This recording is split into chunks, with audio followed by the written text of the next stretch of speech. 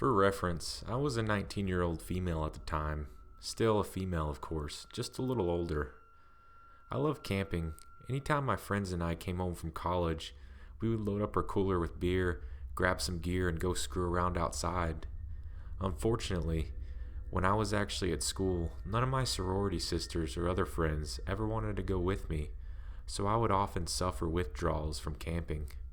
One day, the weather was way too nice, so I grabbed some gear, hopped in a car I borrowed from a buddy, and drove to a spot that was secluded yet within a safe distance of civilization that I could run and get help if I needed to. Camping also creeps me out sometime, but that creepy feeling is also somewhat of a plus for me. It's the same reason that people read these stories. It's fun to be scared. So I made a little camp and get a fire going. I hadn't brought all that much to eat, but I was enjoying myself, reading and looking around the area, that sort of thing. I got the feeling that I was being watched, and I stopped dead in my tracks. I hear a twig crunch over to my right. Then I see a doe bolt from 100 feet or so in front of me. I laughed at myself and went back to camp with the armful of wood that I had gathered. I kept freaking myself out, hearing sounds just outside of the ring of light cast by the fire. I always get inside my head, so I shrugged it off and kept whittling at sticks. Around 1 or so, I decided to go into my tent and turn on the lantern. I had been slamming beers in the most unladylike fashion and smoking cheap cigars. Another reason I like camping. I can act however I want. So I passed out relatively quick. About 2 a.m., I start hearing footsteps. They sound pretty light and sort of timid. I think to myself that it's a deer or another animal, more likely a raccoon, because I probably left some food out there. I'm still on guard though. About 30 minutes of sleeping with one eye open, I hear a rubbing noise, and the tent fabric is being pushed in a bit. I don't know how I didn't crap my sleeping bag, but I just sat there paralyzed with my K-bar in my hand.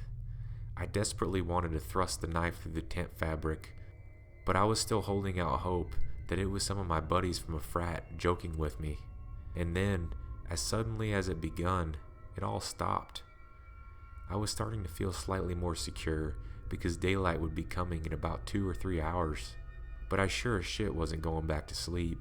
All of a sudden, at about 4 o'clock, I realized I should put my boots on so that if anything did happen, I would be ready. After having stayed up and keeping alert a little while longer, my friend's car alarm goes blaring. I freak the hell out and run out of the tent. I got 2 steps before something grabs me around the mouth. I open my mouth to scream, but instead the person's pinky finger slips between my teeth. I've heard that people can perform superhuman feats when they have a huge adrenaline rush. In my case, I just clamped down, and there's no way to say this without sounding ridiculous. His finger popped off. He screamed, pulled his hand away with the missing finger falling to the ground. He took off running down the hill I was camping on, and I took off quick in the opposite direction. I must have looked ridiculous to the people whose house I ran to, a little sorority girl in a wife beater, boxers, and steel-toe boots. I also had some blood that oozed out of my lip, not from the finger, but because I also managed to take a pretty good chunk out of my lip as well. I told them what happened. They called the police and got some real clothing, and the man at the house made me a whiskey and coke. When the cops got there, they checked it out. The cops went to check it out, and when they came back, it was light out.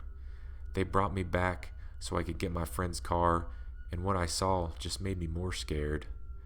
Right next to the tent was a red gas can. He could have just lit me on fire earlier. The finger was also gone, suggesting that he came back. The kicker is they never caught the guy, so somewhere out there is a man sitting down to dinner, maybe alone, maybe with a wife and a couple of kids, and he's missing his right pinky.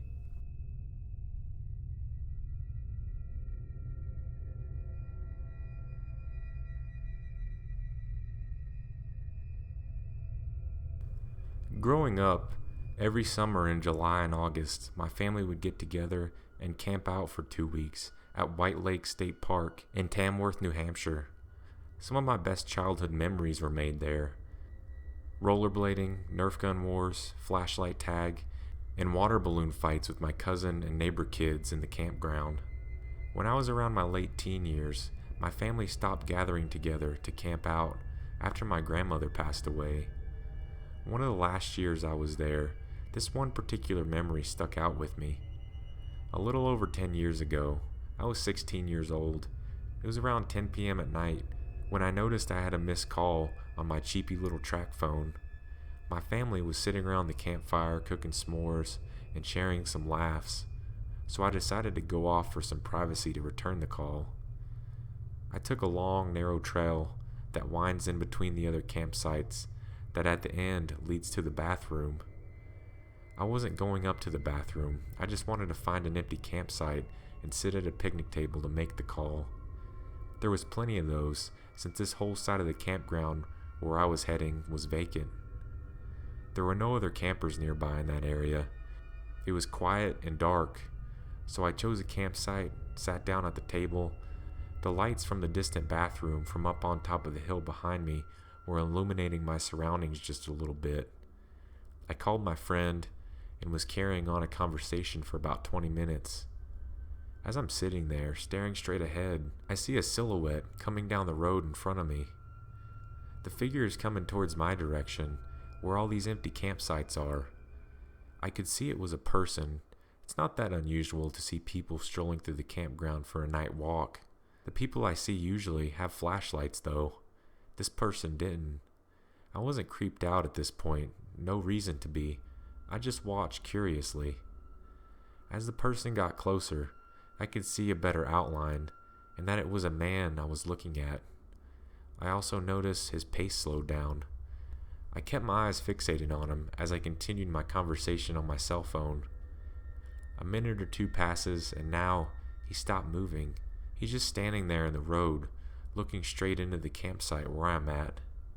I don't know if he knew I could see him, but he was staring right at me, and I was staring right back at him. He was a little heavy-set and tall. I could also make out that he was wearing a light jacket.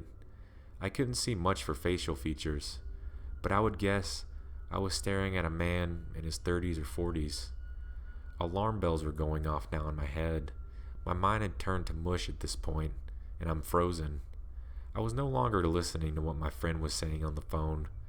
I was in a stare-off with this guy. Then, he started to move again. He was tiptoeing towards me, very carefully, like he didn't want to make a noise. He put one foot in front of the other, leaned forward in a slight hunch form. It looked like he was about to charge towards me. In that moment, I snapped out of that mind-mushy frozen state and leaped off the picnic table and started running through the campsite back towards the trail. Thud, thud, thud. I could hear him trampling behind me, leaves scuffling, heavy footsteps, and also fast ones. The footsteps were getting louder and closer. I made it back to the narrow trail. Once he got close to whereabout I was, I heard the sound of twigs snapping, and oof, a noise that came from the man, which I can imagine maybe he tripped or almost tripped, or maybe he got his face slammed by a tree branch. Most likely, he wasn't familiar with the trail like I was. Whatever the reason was, it caused him to stop chasing me, but I didn't stop to look back. I just kept running and running until I made it back to my family's campsite. When I got back, they were still sharing laughs and smiles by the campfire. I broke down crying, and I was trembling. I explained what had just happened, and my aunt spoke up and said, "Oh geez, he probably thought he knew you and was coming up to give you a good scare as a joke," and she dismissed it. My cousin chimed in and said, "Yeah, he probably stopped running after he realized that he didn't actually know you. He probably feels dumb now." They all chuckle about it and change the subject. I think I was dismissed because no one wanted the good vibes of the night to be ruined, and the fact that I'm just a socially anxious person in general. I'm very cautious and shy. For the time being, I let them convince me that I was just overreacting and overthinking it. But here I am, years later, looking back and shaking my head over this. I wish I was taken more seriously, but other than that one thing that happened, it was still a great trip. It was still time that I got to spend with my family. but my experience makes me think twice about going for a walk by myself anywhere. I carry pepper spray and a mini keychain alarm now.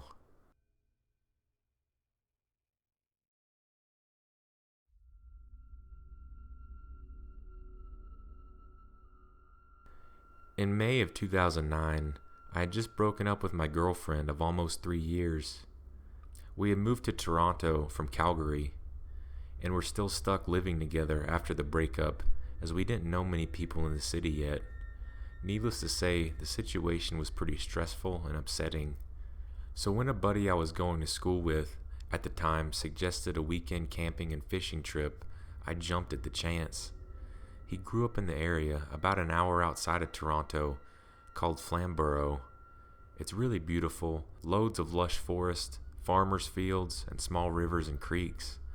We decided to camp and fish along the creek called Grindstone Creek. It's close to some wetlands, and the fishing is supposed to be great. We ended up setting up our camp in what was probably a farmer's field. I'm guessing it was kind of trespassing on our part. Bordered by a gorgeous forest, we spent the evening fishing, shooting the shit, and drinking some quality craft beers. As it got darker, we made a little fire and roasted some potatoes and hot dogs. All in all, it was a good night. We turned in just after midnight. We shared a tent. My buddy fell asleep before me, and I stayed up playing on my phone until probably around 1:30. I must have drifted off, because the next thing I remember was being woken up by a high-pitched yipping type noise. I was kind of groggy, and it took me a moment to fully wake up. The yipping was consistent, and it sounded like a weird coyote. I laid there for a moment, listening, and then started playing on my phone again. The noise was annoying as hell. I tried ignoring it, but it sounded like it was getting closer. Finally, it sounded like it was no more than 10 feet from the tent. At this point, I was getting a little unsettled. I had seen coyotes in Calgary before, and I thought of them as pretty harmless. They never looked much bigger than a smallish dog, but what if this one was rabid or something? What if it could smell our food? I have a pretty bad anxiety disorder, so I'm prone to worrying about these things. I nudged my buddy to see if he's awake, and he was. The noise had woke him up too. We discussed what to do about the coyote, as we hadn't brought anything to scare it off. No BB gun, nothing at all. Finally, he decided he would shine the flashlight on it and holler a lot, hopefully to scare it off. He unzipped the tent, and I watched him pointing the flashlight out into the darkness. I'll never forget what happened next. His legs suddenly went all wobbly, and he sort of stumbled backwards into the tent. He had a really dumbfounded look on his face when he looked at me and babbled, "It's not a coyote, dude. It's some weird dude." Normally, I would have thought he was messing with me. I'm a huge wimp and scare easily. I won't even watch horror movies. But I've never seen him look more scared than that. And I never want to see that expression on someone's face again, to be honest. So I knew he wasn't pulling my leg. The weird yipping and howling type noises were still going on, and in retrospect, it really didn't sound like a coyote, but I guess in our groggy states, it was a way for our brains to make sense of it. Anyways, he kept telling me just to look out of the tent flap just to make sure he's not crazy. At this point, I was having a full-blown anxiety attack. My heart was racing, and I felt terrible, but I had to look. So I slowly peeked out the flap and waited for my eyes to adjust, and that's when I saw him. He was standing only a few arms lengths away from the tent. He was swaying a little and wearing a baseball cap. What made it awful, though, and was the creepiest part, is that he was wearing women's lingerie. That's when I knew there was most likely something very wrong with this guy, if making the high-pitched noises at strangers in the middle of the night in a tent didn't give it away. After I pulled my head back inside the tent, my buddy and I discussed what to do.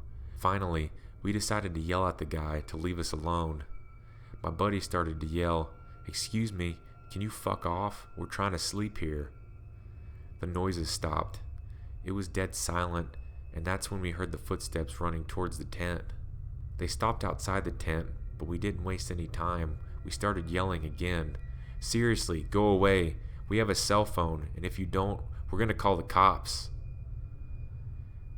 With that, we heard him walk by the tent and head off. It sounded like he was moving towards the road. Needless to say, we laid awake, petrified until the first sign of sunlight. Then, we hightailed it the hell out of there. We discussed our experience on the way home, and where we were both pretty embarrassed about how scared we got. It definitely was not manly of us on either of our parts. I think because we were both ashamed of how we let some weirdo freak us out so much, we really haven't ever talked about it since that day. I'll always wonder what the hell that guy was doing out there, or what was wrong with him. Sometimes I wonder if things would have turned out differently if we were a couple of girls. I'm not saying he was some serial killer, but he seemed like he was testing who was in the tent. I guess I'll never know.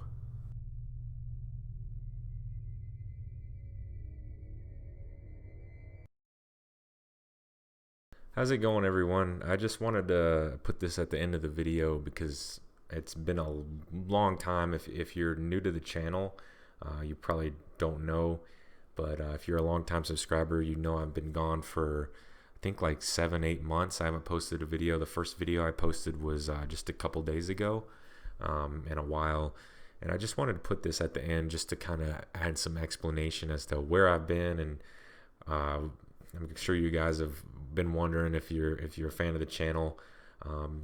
I've been super busy ever since the fall. Like, I got a new job, and the hours have been kind of crazy, and on top of that, we've had a move and all kinds of other stuff in my personal life. So with all that, I haven't really had a whole lot of time to make videos and get content out there for you guys. And right now I feel like I'm getting to the point where I'm finally settled down and can really start putting out videos again.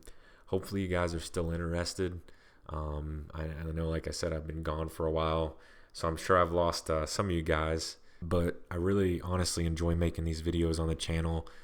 And looking at the comments, it seems like you guys are still interested in my content.